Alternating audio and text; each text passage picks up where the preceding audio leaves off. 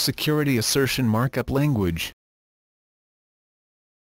Security Assertion Markup Language is an XML-based open standard data format for exchanging authentication and authorization data between parties, in particular, between an identity provider and a service provider.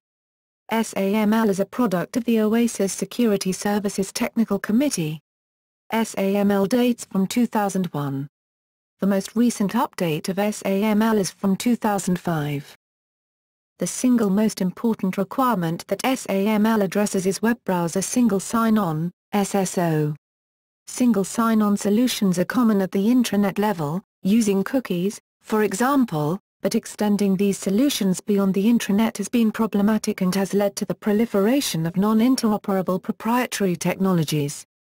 Another more recent approach to addressing the browser SSO problem is the SAML Protocol. The SAML specification defines three roles: the principal, typically a user, the identity provider, IP, and the service provider, SP. In the use case addressed by SAML, the principal requests a service from the service provider. The service provider requests and obtains an identity assertion from the identity provider. On the basis of this assertion, the service provider can make an access control decision. In other words, it can decide whether to perform some service for the connected principal. Before delivering the identity assertion to the SP, the IP may request some information from the principal, such as a username and password, in order to authenticate the principal. SAML specifies the assertions between the three parties, in particular, the messages that assert identity that are passed from the IP to the SP. In SAML, one identity provider may provide SAML assertions to many service providers. Similarly, one SP may rely on and trust assertions from many independent IPs. SAML does not specify the method of authentication at the identity provider. It may use a username and password, or other form of authentication, including multi-factor authentication. A directory service, which allows users to log in with a username and password, is a typical source of authentication tokens, for example passwords, at an identity provider. The popular Internet social networking services also provide identity services that in theory could be used to support SAML exchanges. History of SAML. The OASIS Security Services Technical Committee, SSTC, which met for the first time in January 2001, was chartered to define an XML framework for exchanging authentication and authorization information. To this end, the following intellectual property was contributed to the SSTC during the first 2 months of that year. Security Services Markup Language, S2ML, from Nitigrity, AUTH-XML from Securant, XML Trust Assertion Service Specification, XTAS, from VeriSign, Information Technology Markup Language, ITML, from Jamcracker. Building on this work, in November 2002 OASIS announced the Security Assertion Markup Language, SAML, v1.0 specification as an OASIS standard. Meanwhile, the Liberty Alliance, a large consortium of companies and non-profit and government organizations, proposed an extension to the SAML standard called the Liberty Identity Federation Framework, IDFF. Like its SAML predecessor, Liberty IDFF proposed a standardized, cross-domain, web-based, single sign-on framework. In addition, Liberty described a circle of trust, where each participating domain is trusted to accurately document the processes used to identify a user, the type of authentication system used, and any policies associated with the resulting authentication credentials. Other members of the Circle of Trust may examine these policies to determine whether to trust such information. While Liberty was developing IDFF, the SSTC began work on a minor upgrade to the SAML standard. The resulting SAML v1.1 specification, ratified by the SSTC in September 2003, was widely implemented and deployed, and is still in use today. Then, in the same month, Liberty contributed IDFF to OASIS, thereby sowing the seeds for the next major version of SAML. Thus in March 2005, SAML v2.0 was announced as an OASIS standard. SAML v2.0 represents the convergence of Liberty IDFF and other proprietary extensions, as well as early versions of SAML itself. Most SAML implementations now support v2.0 while many still support v1.1 for backward compatibility. Deployments of SAML v2.0 are common in government, higher education, and commercial enterprises worldwide. Versions of SAML. SAML has undergone one minor and one major revision since v1.0. SAML 1.0 was adopted as an OASIS standard in November 2002. SAML 1.1 was ratified as an OASIS standard in September 2003. SAML 2.0 became an OASIS standard in March 2005. The Liberty Alliance contributed its Identity Federation Framework, IDFF, to the OASIS SSTC in September 2003. IDFF 1.1 was released in April 2003. IDFF 1.2 was finalized in November 2003. Differences between v1.1 and v1.0. Versions 1.0 and 1.1 of SAML are similar even though small differences exist. Differences between v2.0 and v1.1. The differences between SAML 2.0 and SAML 1.1 are substantial. Although the two standards address the same use case, SAML 2.0 is incompatible, on the wire, with its predecessor. Differences between v2.0 and IDFF 1.2. Although IDFF 1.2 was contributed to OASIS as the basis of SAML 2.0, there are some important differences between SAML 2.0 and IDFF 1.2. In particular, the two specifications, despite their common roots, are incompatible, on the wire. SAML building blocks. SAML is built upon a number of existing standards. The anatomy of SAML.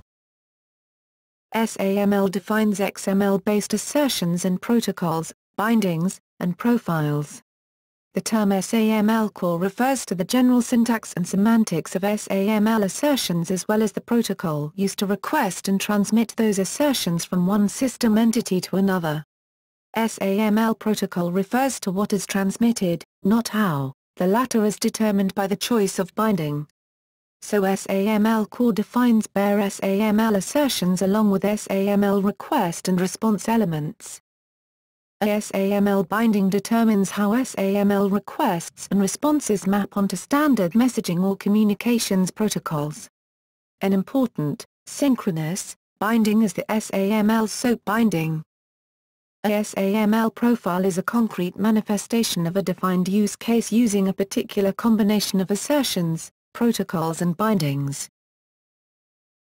SAML assertions. A SAML assertion contains a packet of security information. Loosely speaking, a relying party interprets an assertion as follows. SAML assertions are usually transferred from identity providers to service providers. Assertions contain statements that service providers use to make access control decisions. Three types of statements are provided by SAML. Authentication statements, attribute statements, authorization decision statements. Authentication statements assert to the service provider that the principal did indeed authenticate with the identity provider at a particular time using a particular method of authentication. Other information about the authenticated principal, called the authentication context, may be disclosed in an authentication statement. An attribute statement asserts that a subject is associated with certain attributes. An attribute is simply a name-value pair. Relying parties use attributes to make access control decisions. An authorization decision statement asserts that a subject is permitted to perform action A on resource a given evidence E. The expressiveness of authorization decision statements in SAML is intentionally limited. More advanced use cases are encouraged to use XACML instead. SAML Protocols. A SAML protocol describes how certain SAML elements, including assertions, are packaged within SAML request and response elements, and gives the processing rules that SAML entities must follow when producing or consuming these elements. For the most part, a SAML protocol is a simple request-response protocol. The most important type of SAML protocol request is called a query. A service provider makes a query directly to an identity provider over a secure back channel. Thus query messages are typically bound to SOAP.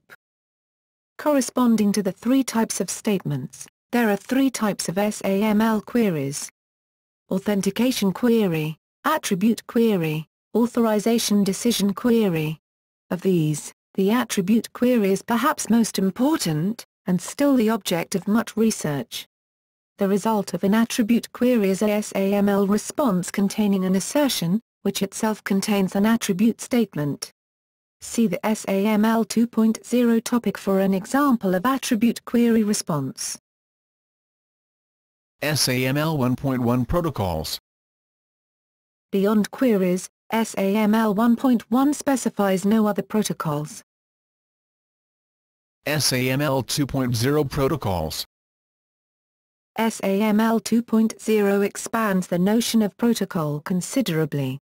The following protocols are described in detail in SAML 2.0 core: assertion query and request protocol, authentication request protocol, artifact resolution protocol, name identifier management protocol, single logout protocol, name identifier mapping protocol. Most of these protocols are completely new in SAML 2.0. SAML Bindings. A SAML binding is a mapping of a SAML protocol message onto standard messaging formats and/or communications protocols. For example, the SAML SOAP binding specifies how a SAML message is encapsulated in a SOAP envelope, which itself is bound to an HTTP message. SAML 1.1 Bindings. SAML 1.1 specifies just one binding, the SAML SOAP binding.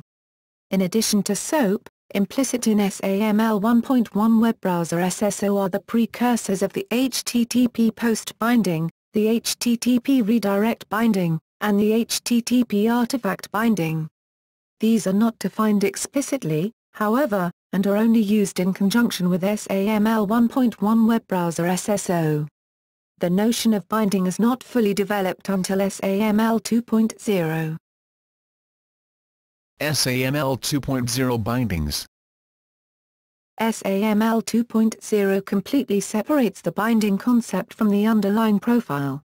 In fact, there is a brand new binding specification in SAML 2.0 that defines the following standalone bindings: SAML SOAP binding, based on SOAP 1.1, reverse SOAP, PAOS, binding, HTTP redirect, GET, binding, HTTP post binding, HTTP artifact binding, SAML URI binding.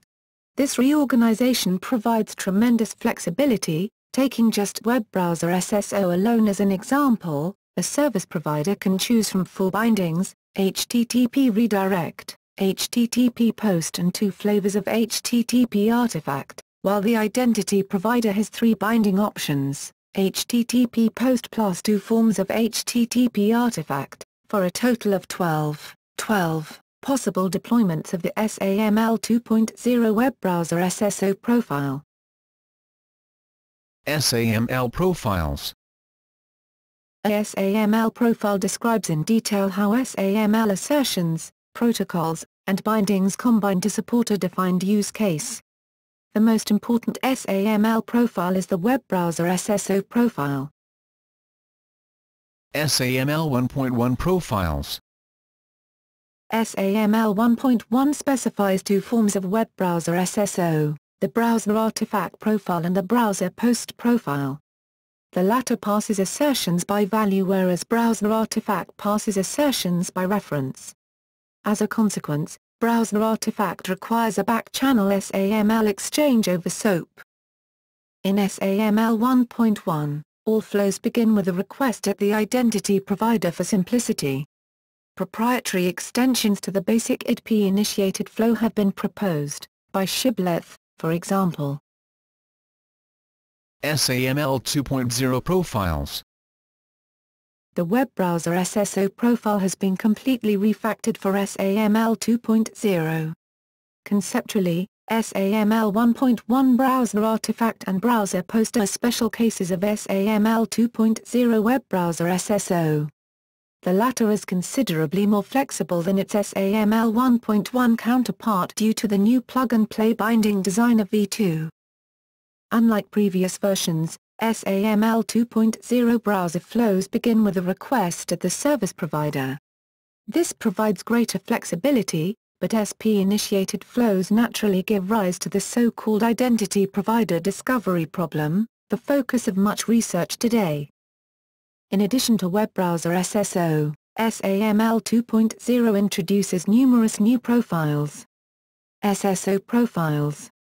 Web browser SSO Profile, Enhanced Client or Proxy, ECP, Profile, Identity Provider Discovery Profile, Single Logout Profile, Name Identifier Management Profile, Web browser SSO Profile, Enhanced Client or Proxy, ECP, Profile, Identity Provider Discovery Profile, Single Logout Profile, Name Identifier Management Profile, Artifact Resolution Profile, Assertion Query Request Profile, Name Identifier Mapping Profile, SAML Attribute Profiles.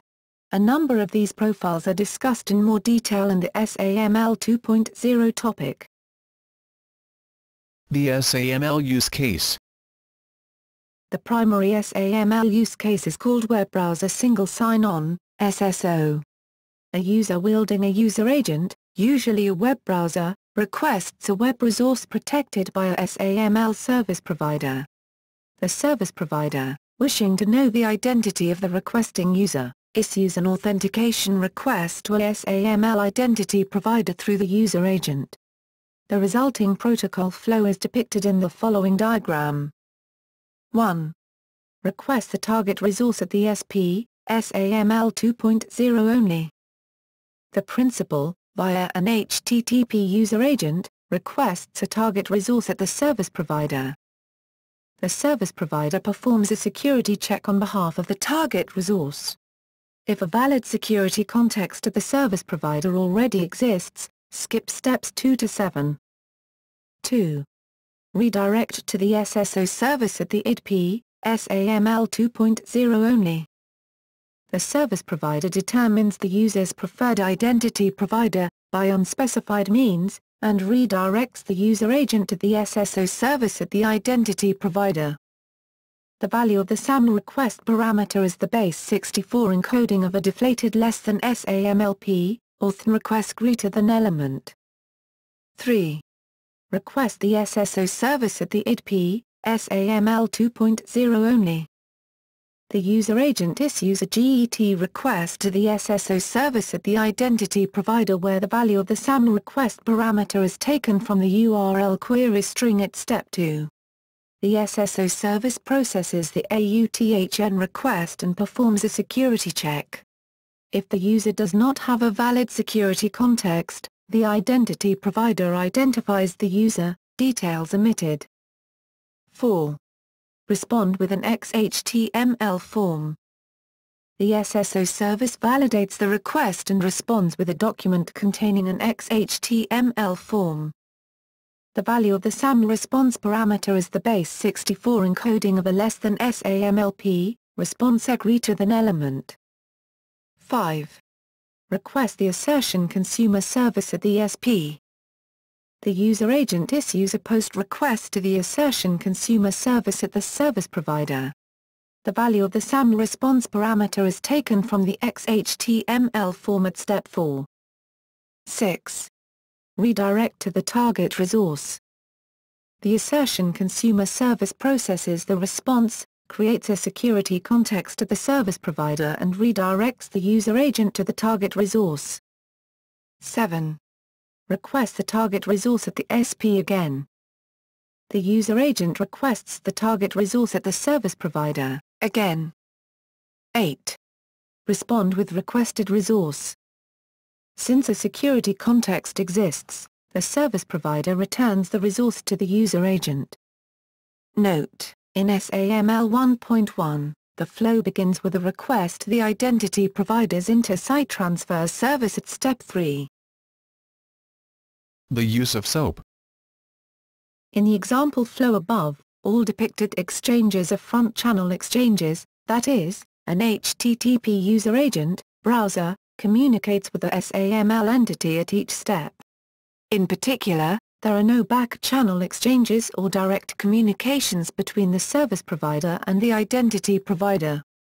Front-channel exchanges lead to simple protocol flows where all messages are passed by value using a simple HTTP binding, GET or POST. Indeed, the flow outlined in the previous section is sometimes called the lightweight web browser SSO profile. Alternatively, for increased security or privacy, messages may be passed by reference. For example, an identity provider may supply a reference to a SAML assertion, called an artifact, instead of transmitting the assertion directly through the user agent. Subsequently, the service provider requests the actual assertion via a back channel. Such a back channel exchange is specified as a SOAP message exchange, SAML over SOAP over HTTP. In general, any SAML exchange over a secure back channel is conducted as a SOAP message exchange. On the back channel, SAML specifies the use of SOAP 1.1. The use of SOAP as a binding mechanism is optional, however. Any given SAML deployment will choose whatever bindings are appropriate. SAML security. The SAML specifications recommend, and in some cases mandate, a variety of security mechanisms. SSL 3.0 or TLS 1.0 for transport-level security, XML signature and XML encryption for message-level security. Requirements are often phrased in terms of mutual authentication, integrity, and confidentiality, leaving the choice of security mechanism to implementers and deployers. Profiles of SAML. Aside from the SAML web browser SSO profile, some important third-party profiles of SAML include OASIS Web Services Security, WSS, Technical Committee, OASIS WS Security SAML Token Profile, OASIS WS Security SAML Token Profile, Liberty Alliance, Liberty Identity Federation Framework, IDFF, Liberty Identity Web Services Framework, IDWSF, Liberty Identity Federation Framework, IDFF, Liberty Identity Web Services Framework, IDWSF, OASIS Extensible Access Control Markup Language, XACML, Technical Committee.